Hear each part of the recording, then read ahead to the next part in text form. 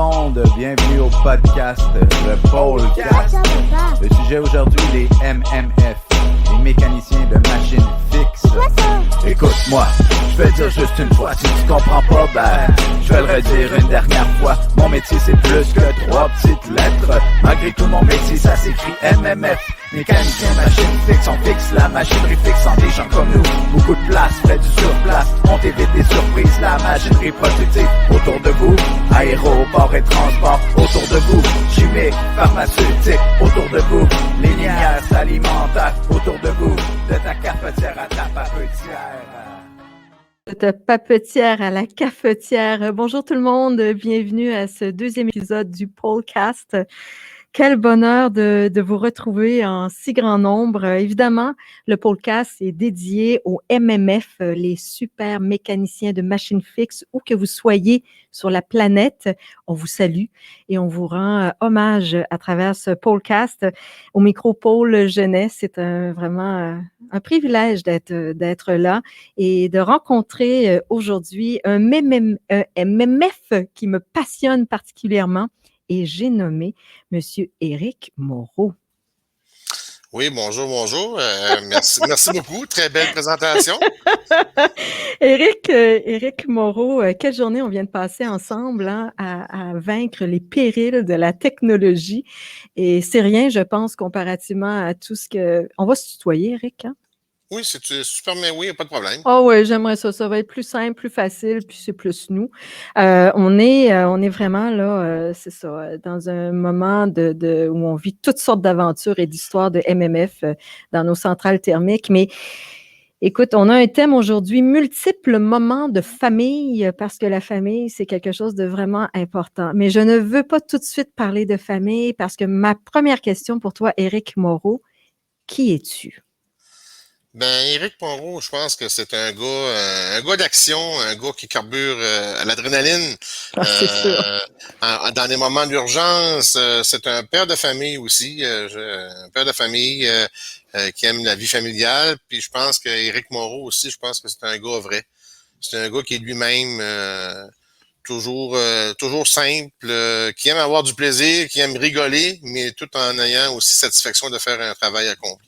Ah ouais, puis si je peux rajouter, Éric Moreau, c'est un homme non seulement d'action, mais de grande patience et d'une grande vision. Éric, pour ceux et celles qui se joindraient à nous pour la première fois, classe 1, superviseur des bouilloires centrales thermiques énergie procédés chez Cascade Emballage Carton-Caisse à Cabano. C'est tout un titre, hein, ça, quand même? Oui, mais c'est pas venu du jour au lendemain. Il y a eu un gros cheminement qui a été fait là-dessus. Écoute, on parle que présentement, je suis en train de faire ma 26e année à l'usine. Il a là. Disons que j'ai été à travailler dans plusieurs départements, mais le début, ce que j'ai aimé, c'est qu'il y a une opportunité qui m'a été offerte, que j'ai acceptée, puis qu'aujourd'hui, maintenant, avec les années et tout, je suis rendu ce que je suis rendu, puis je pense que j'en suis fier aussi d'être rendu là. Mais après tout ce temps-là, 26 ans quand même, là, c'est pas rien là, de cultiver la passion. Comment tu as réussi à faire ça? De l'entretenir? Ben, l'entretenir, c'est qu'au départ, si on recule de là plusieurs années, quand j'ai rentré à l'usine, mon patron qui était là à ce moment-là me demandait ça serait-tu de quoi que t'intéresserait de te faire former opérateur de boiler? Parce que dans le temps, c'était pas des MMF. C'était des opérateurs de chaudière, des opérateurs de boiler. Fait que moi, immédiatement, j'ai dit oui. J'ai dit oui, c'est de quoi qui m'intéresse parce que j'avais l'histoire de mon grand-père du passé que je voyais les fins de semaine, les week-ends dans un vieux trailer de van, dans un pic de sable aussi qu'il préparait l'asphalte. Dans le temps, on appelle ça de l'asphalte, là, mais... Ah, Dieu du ciel, il devait faire chaud là-dedans? Oui, puis à toutes les fins de semaine, mon père m'emmenait voir mon grand-père, il me semble que je le vois encore dans un trailer de van, pas de pays, des EPI, tu sais, pas rien de protection. Dans le temps, c'était ça. Les mains noires, visage noir. Écoute, puis moi, de voir mon grand-père faire ça, pour moi, c'était tout...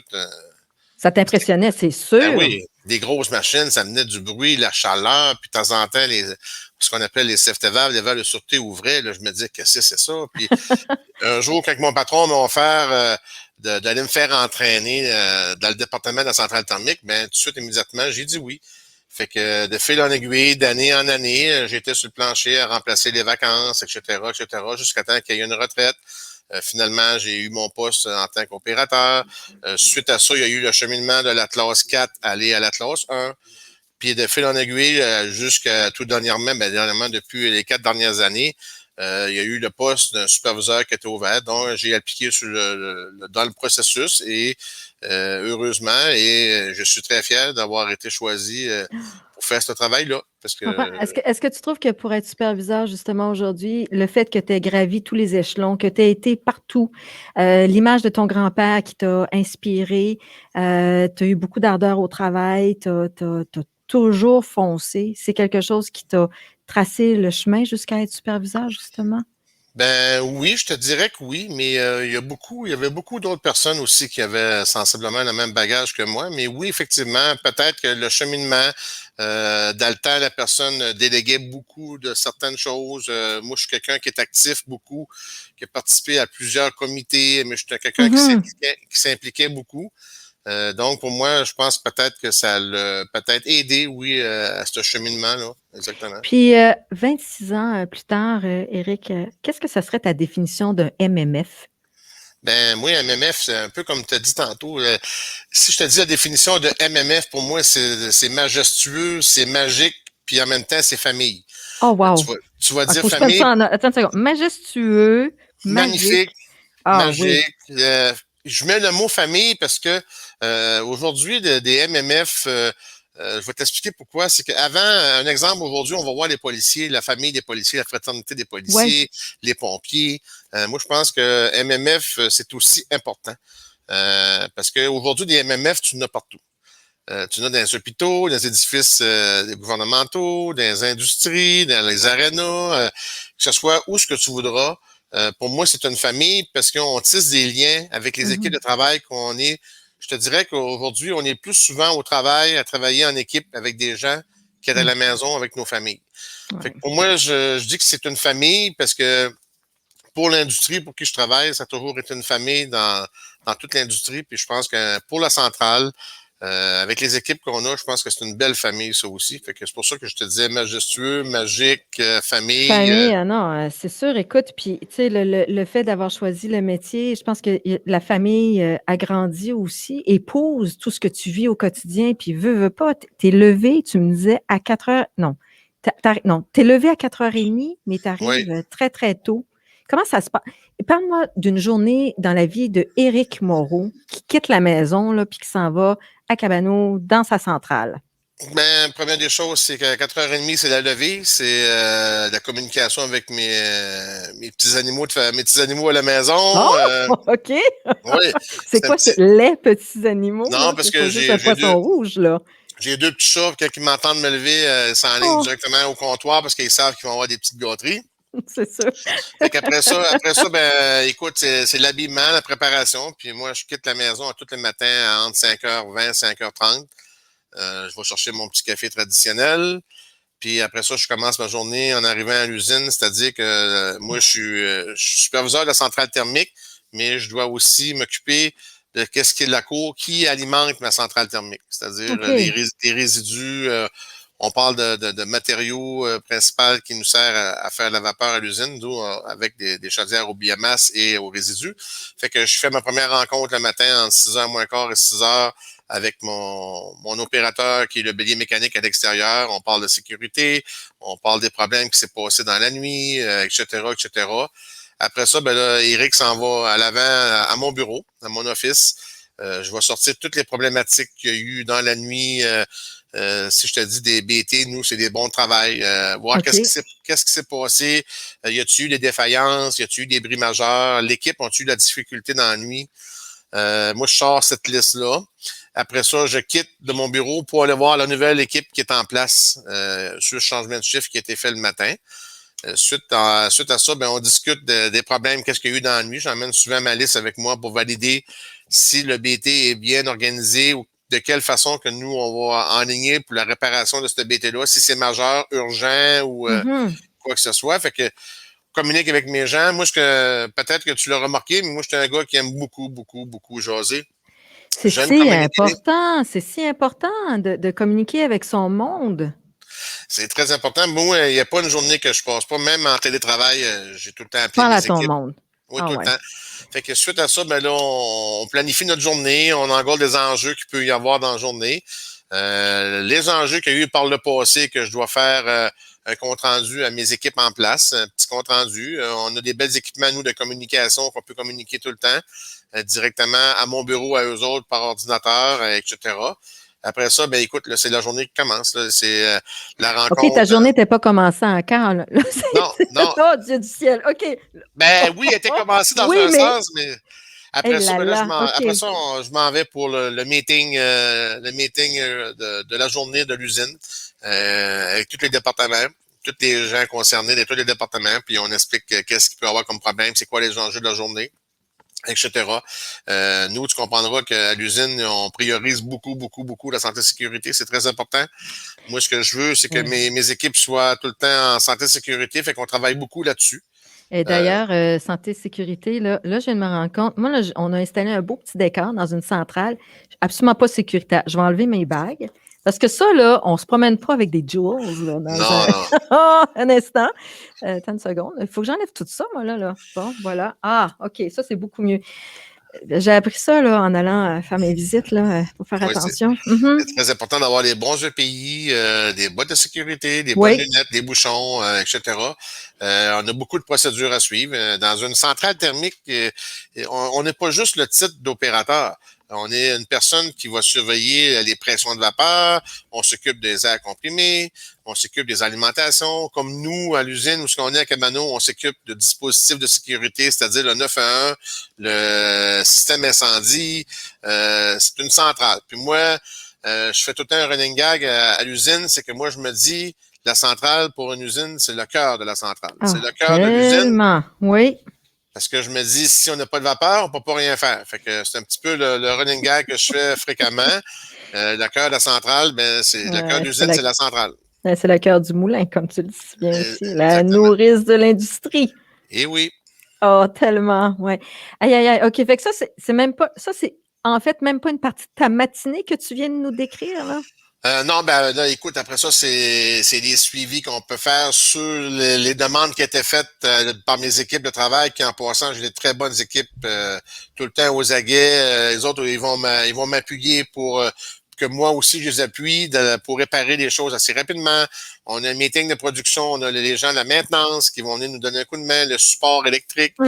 Bref, après ça, les rendus 10 heures, ben à 10 heures, ben là, je mérite des fois une petite pause café, mais c'est rare que je la prends parce que je veux prendre l'avance. Fait que je fais avancer des projets, je prépare mes arrêts, je prépare mes visites des personnes de l'extérieur.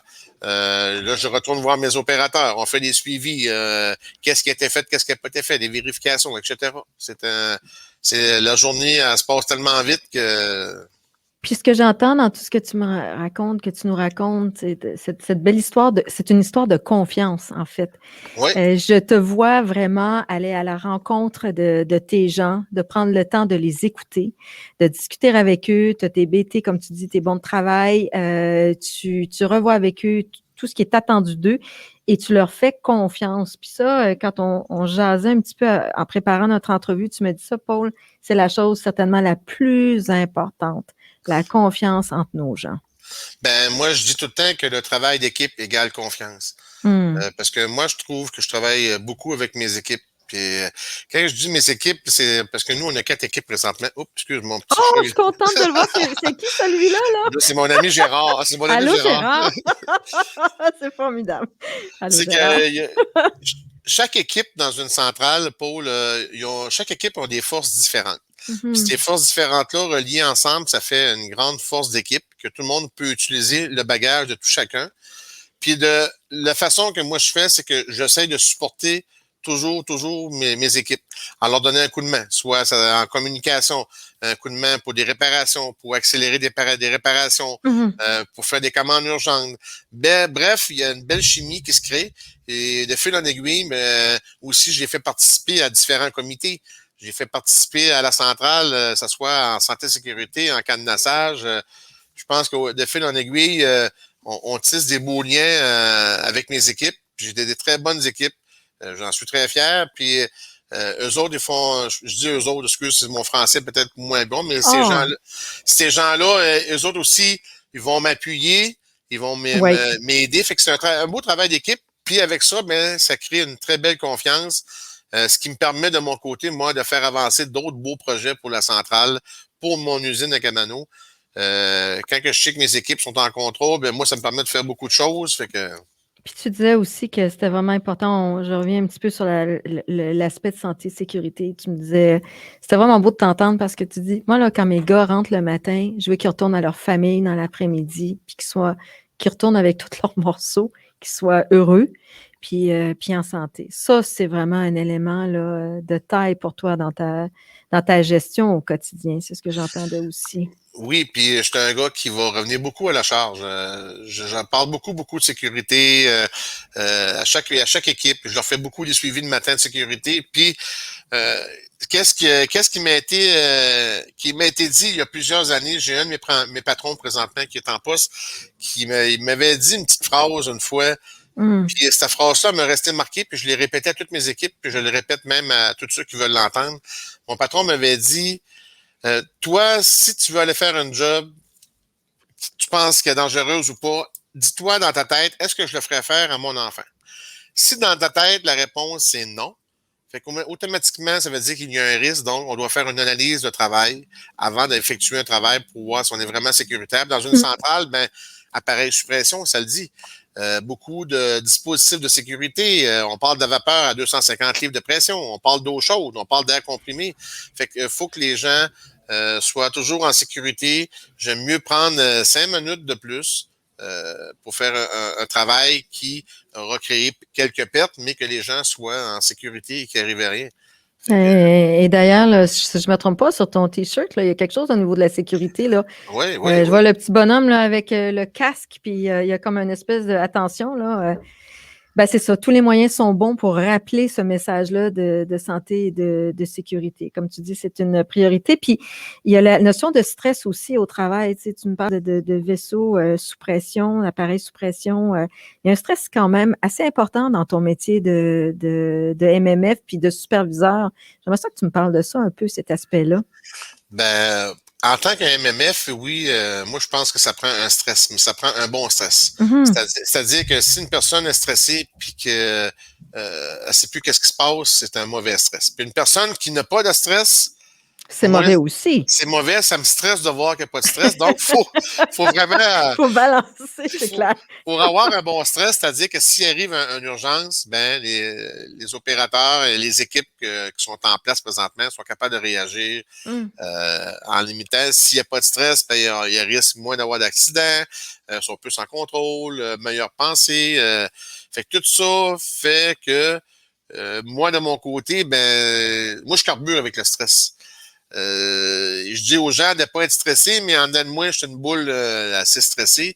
Même à plusieurs occasions, je fais dire, Eric, prends ce coup, mais moi, je suis quelqu'un qui est comme ça. C'est ça, ça te drive. Les urgences, ça te drive, là, quelque part. Là. Oui, puis quand que je réussis à résoudre une urgence ou que les équipes sont contents, ben moi, pour moi, c'est satisfaction, mission accomplie. J'ai fait ça avec une drive, comme je t'ai dit tantôt. Moi, je carbure à l'adrénaline.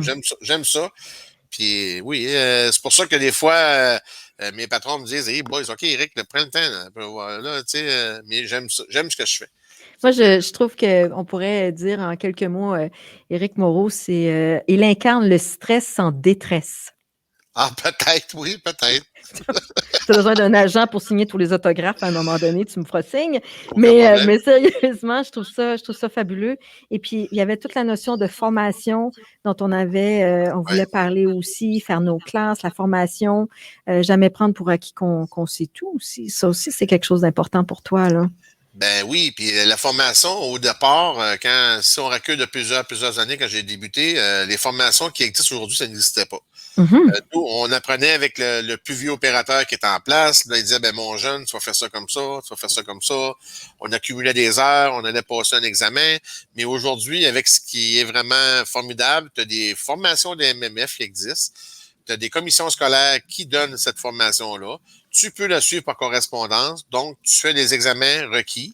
Tu dois avoir un nombre d'heures requis en pratique à la centrale, assister assisté d'un parrain, si on aime mieux, ou du superviseur qui, lui, approuve les heures. Puis de fil en aiguille, aujourd'hui, ce qui est beau, c'est formidable, il y a des formations qui existent. Écoute, on parle c'est les emplois Québec, c'est des cartes du gouvernement, c'est pas n'importe qui peut passer ça, mais c'est pas facile aussi des fois, mais il existe une belle formation, puis c'est important de tout le temps cheminer, parce que même moi, aujourd'hui, quand tu n'es plus opérateur, puis tu es rendu superviseur, tu n'en perds, parce que tu n'es plus devant les consoles. Puis même aujourd'hui, des fois, durant les arrêts, je n'apprends encore. Puis les opérateurs, je suis persuadé qu'ils n'apprennent à tous les jours comme moi, je n'apprends. Des fois, on voit de quoi, ça nous a jamais arrivé, une petite affaire de nouvelles. Puis est-ce qu'il y a dans le lot de toutes ces années d'expérience, est-ce qu'il y a une histoire qui t'a marqué dans ta centrale? Tu te dis, oh my God, je pensais jamais vivre ça de ma vie. Oui, puis non, j'étais pas relié directement là. Et on a eu c'est Gérard qui va encore participer. Ouais, parce que je n'étais pas dans mon bureau aujourd'hui avec les petits problèmes qu'on a eu de communication. C'est pour ça que j'étais à la maison. J'étais pas opérateur ce soir-là directement à la centrale, mais j'étais attitré à la machine. Mais on a eu un accident, un opérateur un assistant, quelqu'un qui l'a aidé, qui s'est fait brûler. Puis c'est pas le fun de vivre ça. On souhaite pas ça à personne. Puis c'était un accident peut-être qui paraissait niaiseuse, mais qui a eu des conséquences. Mais ça, c'est le côté négatif. Mais il y a tellement eu de belles choses positives à la centrale, des évolutions, des anecdotes, je pourrais en rencontrer, parce que d'en rencontrer à tous les jours, mais il y a eu tellement des bonnes aussi, côté positif, côté amélioration, des faits cocasses. Je voudrais pas embarquer là-dedans parce que je sais que j'en aurais beaucoup, beaucoup à raconter. Là. Tu reviendras nous voir au podcast, Cyril. Ça va nous faire plaisir. Il n'y a aucun problème, mais oui, il y a eu des très beaux moments, je te dirais, innovation, beaucoup d'innovation aussi. Très, très, très. En sécurité, ça l'a innové comme jamais. Écoute, on a le support de nos patrons là-dedans. Innovation, on parle aussi d'environnemental. Environnemental, c'est important. En Cascade, nous, on est vert, puis on veut demeurer vert. Fait qu'il y a eu beaucoup de choses qui étaient faites aussi en environnement. Oui. Puis amélioration aussi, c'est plus que c'était avant. Moi, je me souviens au départ, dans le temps, les autres opérateurs qui étaient là, tout se faisait manuellement. C'était des vieux contrôles avec des vieux cadrans. Aïe, aïe, aïe. Puis maintenant, tout est rendu sur système distribué. On a des alarmes, on peut prévenir. On a des alarmes en simple, en double, pour être sûr vraiment qu'il n'arrive rien. C'est une belle évolution aussi. Fait que j'ai vu l'évolution en santé-sécurité, en environnement, puis en dispositif de sécurité pour les centrales thermiques. C'est plus ce que c'était. C'est vraiment, vraiment...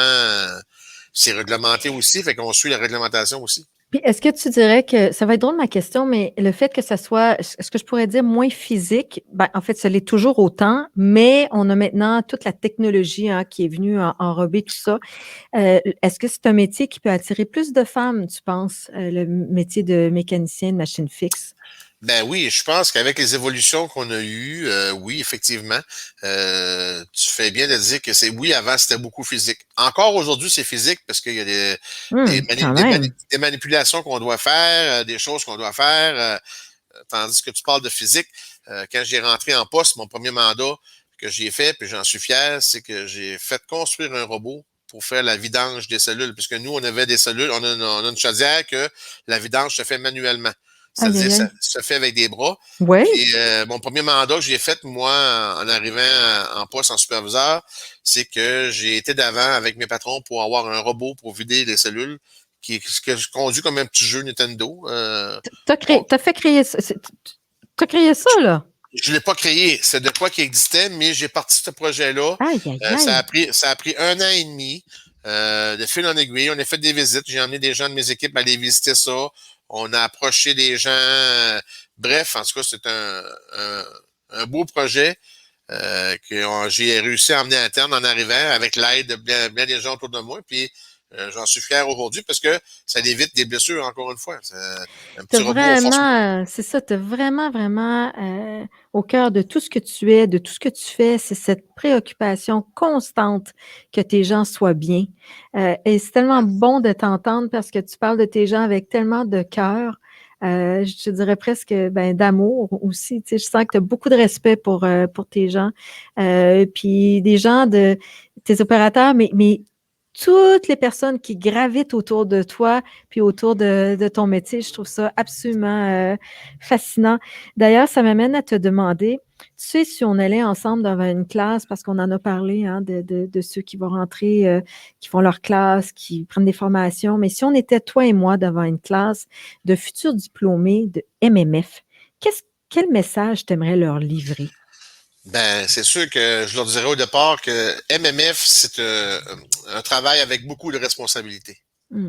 C'est pas, si on, je dirais aux jeunes, si vous pensez que vous venez juste travailler pour travailler, je pense que c'est pas la place pour ces gens-là. Mais si des gens qui veulent relever des défis, qui veulent travailler avec des appareils, c'est sûr que c'est des appareils dangereux, mais avec des responsabilités, je pense que c'est la place pour ces gens-là.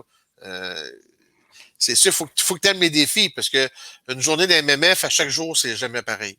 C'est ça, quand on dit encore parce que les gens disent encore des problèmes ou c'est plutôt amenez-en des défis pour qu'on puisse passer à travers ça. Là. Non, ben c'est sûr que des fois, on va dire on a encore des problèmes, Ouais. mais on le transforme en défi parce que on va le résoudre le problème. Puis là-dessus, les équipes ont beaucoup de détermination à résoudre un problème parce que il y a des équipes qui résolvent le problème, puis ils vont aller chercher pourquoi, puis on en discute ensemble, on prend des notes, on envoie ça dans un autre département pour se faire aider. C'est pour ça que je te disais que c'est famille, c'est équipe, c'est support, c'est... Parce qu'une centrale, Paul, comme je te dis, c'est pas juste quelqu'un qui surveille. Non. C'est le général, c'est le complet, c'est tout. C'est les responsabilités, tu vis un stress, tu as la fierté d'opérer des grosses machines, tu veux pas que les départements manquent de rien, on s'occupe des airs comprimés, comme je te disais tantôt, je me répète un peu, mais c'est de quoi de gros une centrale thermique? C'est pas juste comme mon grand-père dans le temps, il s'occupait de juste une petite chaudière. Je me souviens, à côté, il y avait son thermos à café, son lunch, puis les micro-ondes n'existaient pas dans le temps. Pour lui, c'était quelque chose dans le temps, mais c'était une petite chaudière de rien. Mais aujourd'hui, c'est méga gros. Moi, C'est je retiens d'où les 3 mots ici, majestueux, magique et famille, ça c'est sûr. Et Éric, peux-tu le croire, mais on est presque au terme de nos 30 minutes ensemble. Déjà, je le sais, c'est pour ça que je veux absolument que tu reviennes nous voir. Si on avait une petite minute, là, des mots de remerciement que tu aimerais lancer, qu'est-ce que ce serait? Ben moi, en premier lieu, le remerciement que j'aimerais faire, c'est je remercie mes patrons de m'avoir permis dans le temps de faire un métier qu'aujourd'hui que j'adore, que j'aime. Sans mes patrons, puis le support de mes patrons que j'ai présentement, je serais peut-être bien malheureux, mais là, je suis vraiment heureux parce que je veux les remercier. Ça m'a permis de faire un métier aujourd'hui que j'adore. Je suis moins présent en l'action derrière les consoles, mais je suis présent à l'arrêt de mes équipes. Puis l'autre message que je veux dire aussi, parce que je le dis vraiment, parce que moi, je le dis tantôt, je suis quelqu'un de cœur, puis assez direct, assez franc. Je veux remercier toutes mes équipes en place. Parce que ces équipes-là aussi sont un peu comme moi, drive un peu avec pas l'énergie, mais avec les urgences, puis l'adrénaline. Fait que j'ai des bonnes équipes, fait qu'on fait une famille, qu'on fait un travail d'équipe. Fait que c'est un peu ça que je voulais dire. Je remercie ces gens-là, puis je remercie aussi mon grand-papa qui est décédé aujourd'hui, mais c'est un peu grâce à lui dans le temps que j'avais vu ça. Puis quand la compagnie m'a offert de faire ça, immédiatement, j'ai dit oui. Parce que pour moi, c'était vraiment important de faire de quoi aujourd'hui qui est rendu essentiel, parce que comme je l'ai dit tantôt, il y a beaucoup d'endroits où on utilise la vapeur, puis c'est des opérateurs, puis je pense qu'il y a beaucoup de demandes. À chaque semaine, on rouvre les journaux, on voit des demandes MMF, fait que je pense que c'est vraiment important. Puis je veux te remercier toi aussi, Paul, parce que c'est vraiment, vraiment, je trouve ça formidable de pouvoir jaser. Je pensais jamais, je me disais, hey, une demi-heure, ça va être long. Écoute, on est déjà terminé. Je sais. Tu nous as ouvert une porte, la facilité qu'on a de jaser. MMF, oui, il faut que ça soit reconnu. Je pense que c'est important, autant que les policiers ou les pompiers. C'est sûr qu'on sauve pas des vies directes, mais par contre, on va chauffer un hôpital pour sauver des vies, etc., etc. Tu comprends? C'est pour moi que je dis que c'est essentiel. Fait que je tiens à te dire un gros merci pour ce que tu as fait. Oui. Merci vraiment. Écoute, moi, je termine cette entrevue en te disant à très bientôt et franchement, je retiens de grandes, grandes images de majestuosité, de magie, de famille et un grand cœur qui bat au rythme du quotidien. Merci de faire ce travail essentiel, Éric Moreau, et je te dis à très bientôt. Merci beaucoup, puis bonne fin de journée à tous. Alors voilà, c'est ici que se termine notre deuxième podcast, une initiative de reconnaissance des MMF de la part de TGWT. C'était vraiment un moment magique que celui de s'entretenir avec Éric Moreau. Je salue à la production Benoît Gaborio. Je remercie notre recherchiste François Legault qui nous a guidés jusqu'à cette belle entrevue et cette rencontre formidable avec Éric Moreau. Ici Paul Genet qui vous rappelle qu'au-delà de la chimie verte, il y a la chimie humaine. Moi je suis un MMF, pas ton BFF, pas la M et pas la PGA, ni aucun sport de combat. Moi je suis un MMF, seulement 2 ans de métier. Moi je suis un MMF, déjà 20 ans de métier. Moi je suis un MMF, par les anciens j'ai été formé. Moi je suis un MMF, homme ou femme, jeune ou âgé. Moi je suis un MMF, pense que c'est compris. Moi je suis un MMF. Certains s'amusent à dire qu'on est des mean motherfuckers, mais faut plutôt dire qu'on est des gens avec un grand cœur. On traite les autres mieux qu'on traite notre propre sœur. On traite les autres mieux que réalisateurs et acteurs. Et malgré tout, aucune association. Et malgré tout, pénurie de jeunes qui passent à l'action. Aujourd'hui on prend le temps, on parle de nous pour vous faire connaître, vous faire reconnaître. Aujourd'hui c'est pour vous et c'est bien mérité. Aujourd'hui pour vous un hommage et une petite pensée. Aujourd'hui pour vous Paul et sa gang d'invités. Aujourd'hui ouais on a eu cette bonne idée ouais. Aujourd'hui pour vous original. Aujourd'hui GWT. Ah oui original va bien aller ben ouais. Tout va bien aller. Moi je suis un MMF, pas ton BFF, pas la M et pas la PGA, ni aucun sport de combat. Moi je suis un MMF, seulement 2 ans de métier. Moi je suis un MMF, déjà 20 ans de métier. Moi je suis un MMF, par les anciens j'ai été formé. Moi je suis un MMF, homme ou femme, jeune ou âgé. Moi je suis un MMF, pense que c'est compris.